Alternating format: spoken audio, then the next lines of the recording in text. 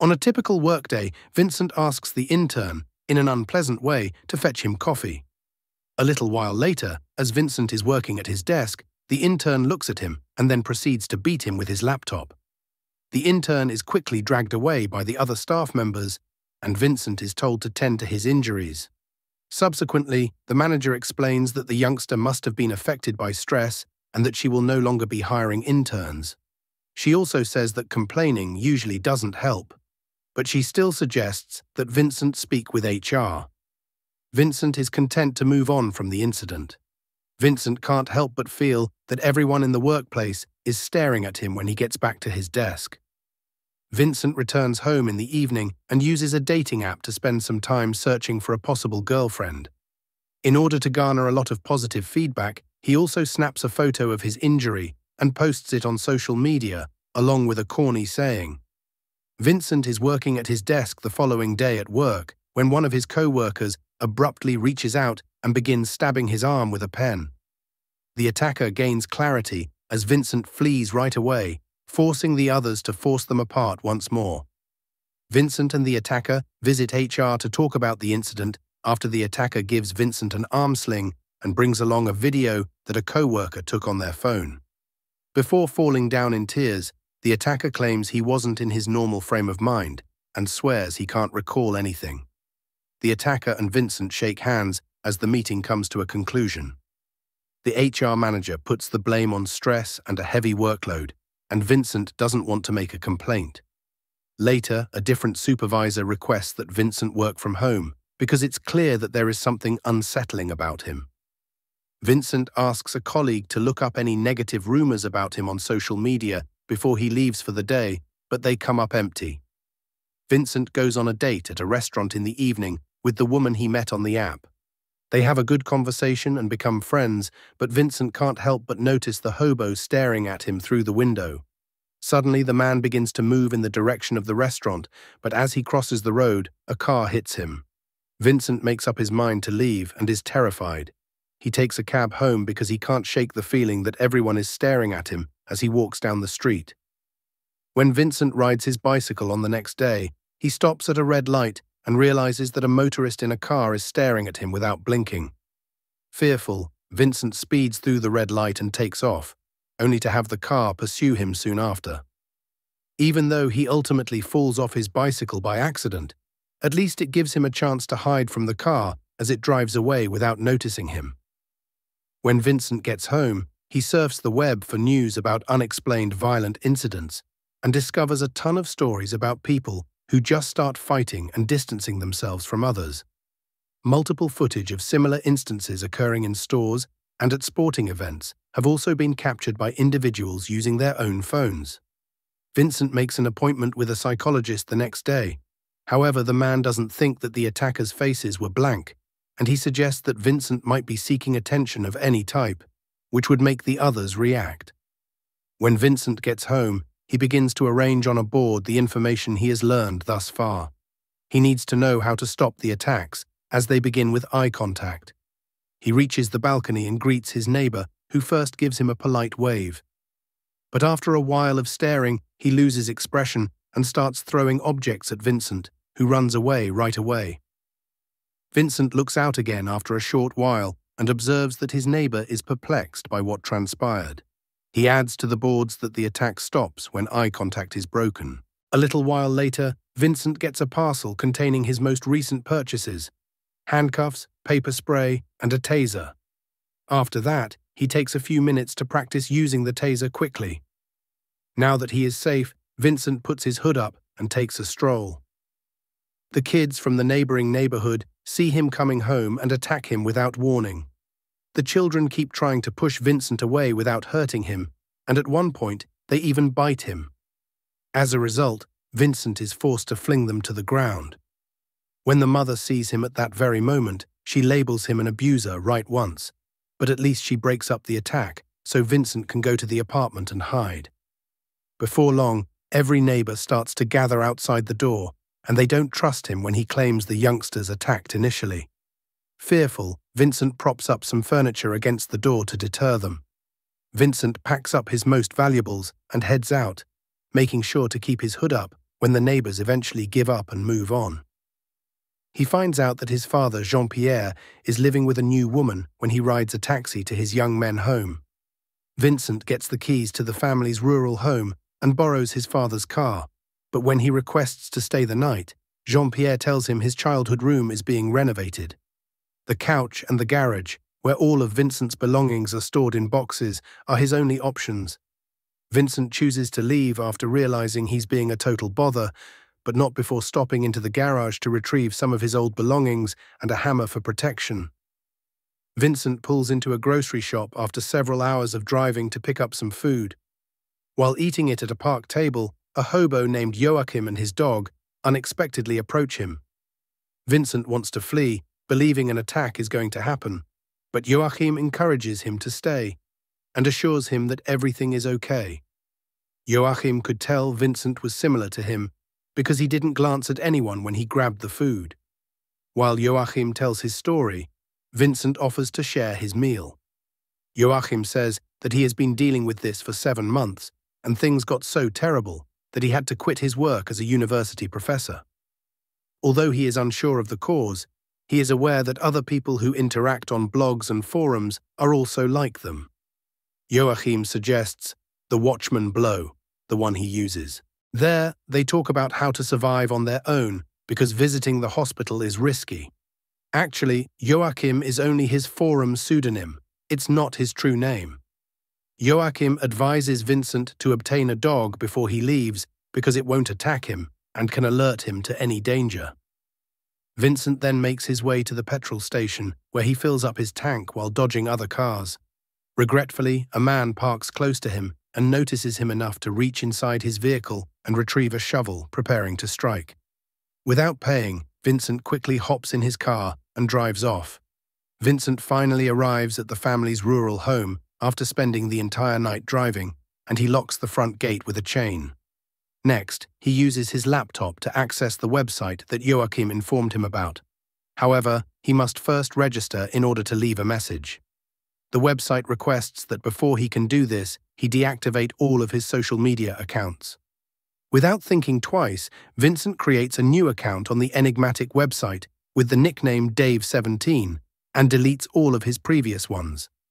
Later, Vincent makes an internet order for food, and when the delivery man arrives, Vincent tells him to leave the box by the gate and doesn't pick it up until the man has left.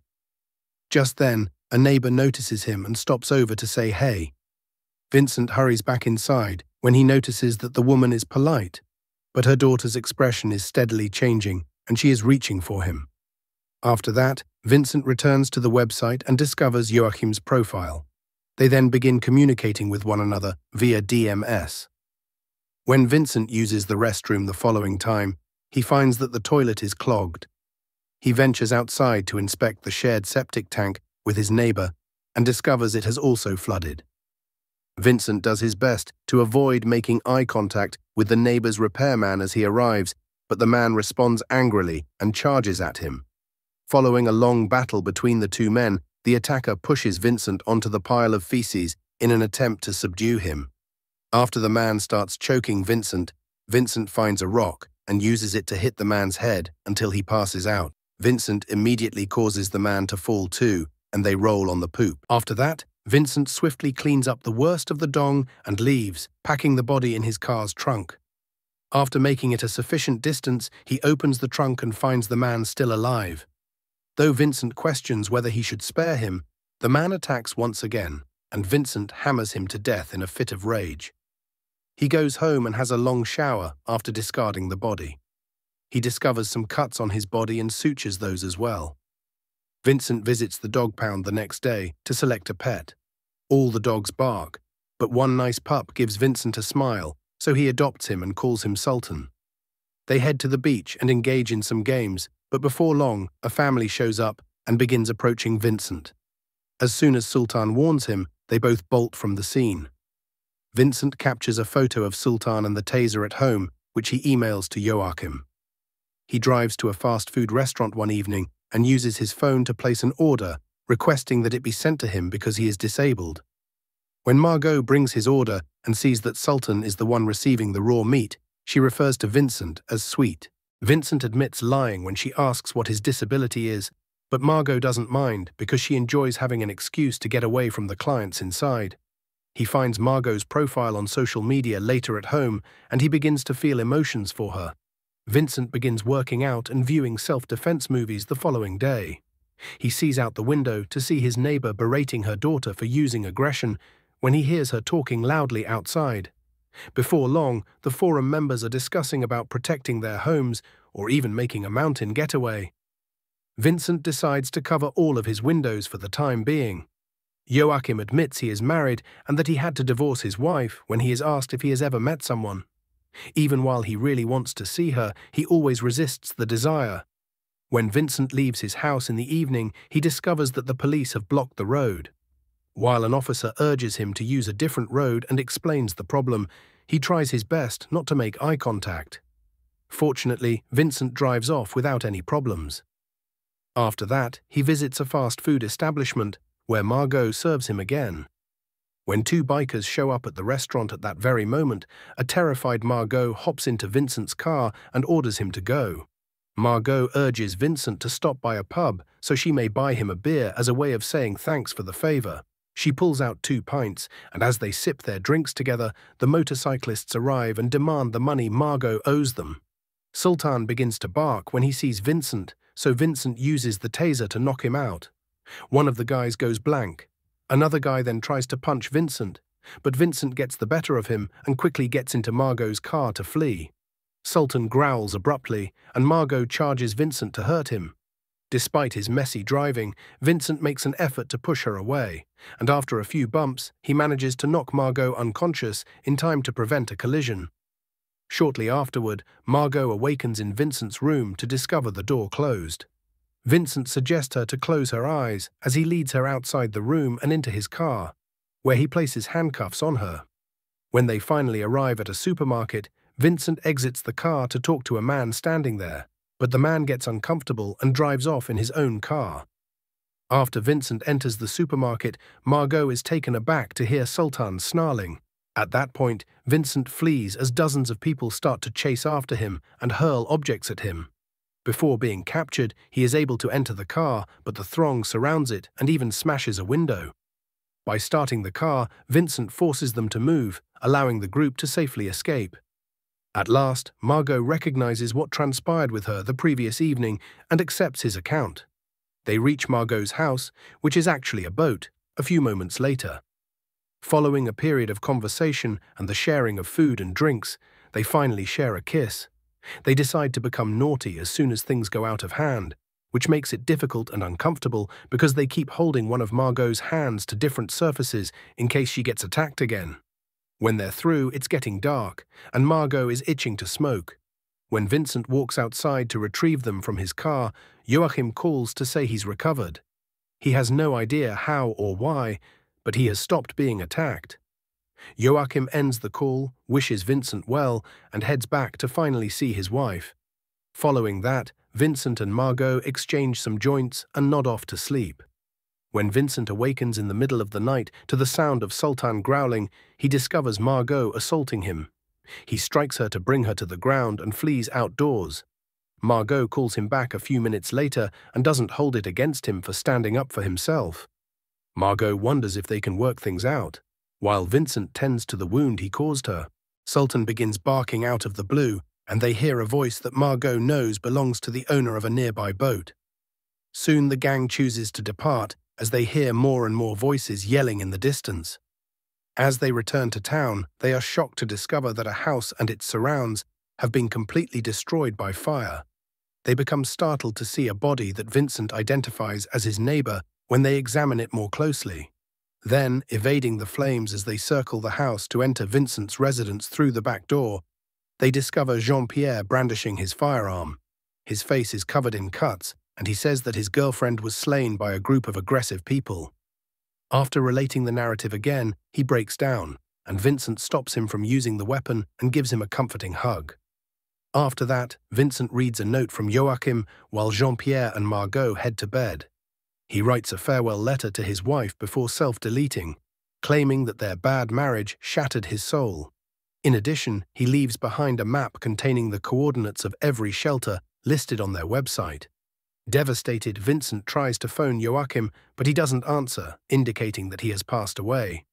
With Margot and Jean-Pierre's hands bound to the doors, the party departs in the morning and drives toward a shelter. They listen to the news on the radio during the trip, whereby the minister warns everyone not to leave their houses as a wave of violence sweeps the nation. When everyone is trying to flee at the same time, they eventually find the road blocked by a large number of cars, and Vincent is unable to drive back because cars are stopping behind him. As a result of the circumstances, people's rage increases, and soon there are fights on the road. Jean-Pierre unties his hand and enters the altercation because he wants to get revenge on his girlfriend. As Vincent chases after him in an attempt to save him, he discovers other instances of individuals killing one another in the most heinous manner. When Vincent eventually locates his father, he prepares to defend himself when he notices the blank expression, but Jean-Pierre murders a woman by attacking her instead. Vincent notices that no one is attacking him anymore until Sultan appears next to him and makes no noise. Vincent pushes more people out of the way as they swarm the area, but he still can't see his father. Margot must observe in the interim how a person kills another on Vincent's car's hood. She then discovers the key to the handcuffs and breaks free to pursue Vincent, who won't go without Jean-Pierre. After realizing that they will perish if they stay, Margot warns them to flee from the main road and follow a route into the forest. Following several hours of strolling, Vincent turns hostile toward Margot with an abrupt loss of expression. He is choking her, but she fights back and stops him by covering his eyes. Feeling awful, Vincent allows Margot to veil his eyes with a portion of her shirt before continuing. As they arrive in town, they are frightened away by snipers perched on buildings who fire into the air. Margot spots an abandoned automobile as they are racing down the street, so she tosses out the driver's body and steals the car to return to the river. She goes back to her yacht after kissing Vincent there and taking off the blindfold. Following a brief period of contemplation, Sultan and Vincent accompany her, and the party sets sail together. In addition to blindfolding and handcuffing Vincent's hand just in case, Margot gives him a hug and makes a commitment to begin a new life with him.